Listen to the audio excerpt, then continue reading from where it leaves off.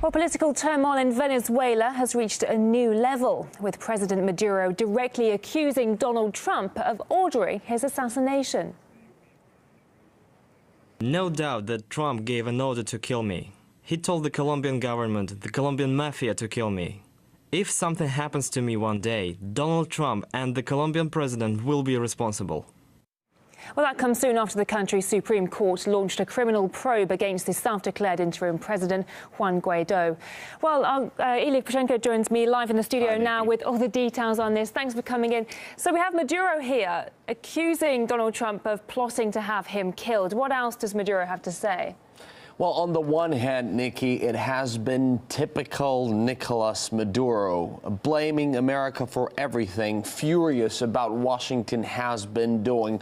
All you want is our oil and our resources. That's what the Venezuelan president was saying as well.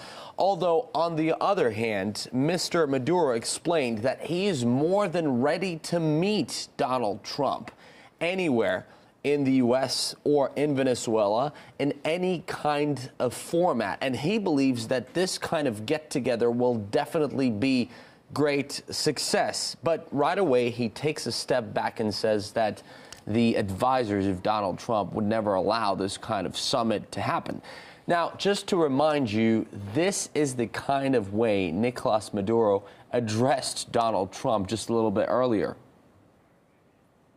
Ilegales, unilaterales, inmorales, criminales, ham of Venezuela.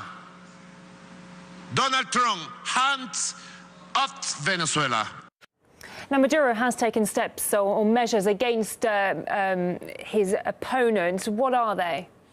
Well, Caracas was forced to act when Washington said that it was pretty much handing over the fortunes that belong to the Maduro government in U.S. banks to the opposition leader. So now the opposition leader, Juan Guaido, his assets in Venezuela have been frozen. He's not allowed to leave the country anymore, and he's also being investigated for attempts to assist other nations in meddling in Venezuela's domestic matters. Now, to that, Washington has already promised to respond again with severe consequences. Well, things are escalating very quickly, aren't they? And it's not just the U.S. that's throwing its support behind Guaido. Well, you have to thank the European Union, first of all. Of course, the champion in backing Venezuela's opposition has been Washington has been the champion in this case, but the strongest European powers like the UK, Germany, France, and Spain are catching up as well. And they promise to recognize Juan Guaido as the legitimate leader of the country unless Nicolas Maduro announces early elections before next week. But Juan Guaido wants more help from Europe.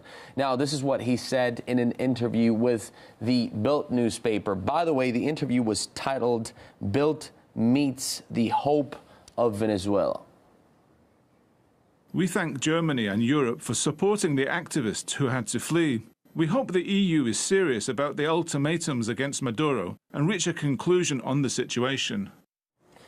Plus, this ultimatum, we are almost certain that it will bite the dust, because Nicolas Maduro is saying that the next elections won't happen until the end of his term, and that's going to happen officially in 2025.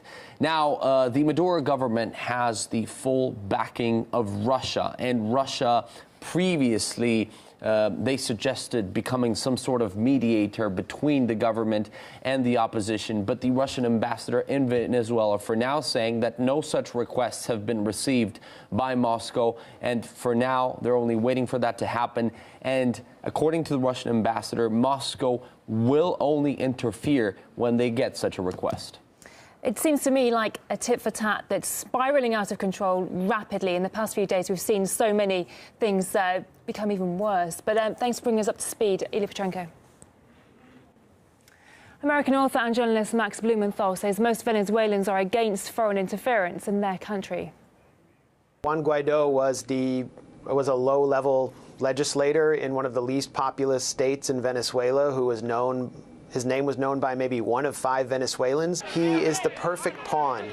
He is a product of U.S. regime change factories. And for average Venezuelans who at rates of over 80% oppose sanctions and oppose U.S. military intervention, this crew that is surrounding Guaido, and most of them actually exist outside Venezuela, are anathema because they have been responsible for so much violence in that country and so much destabilization.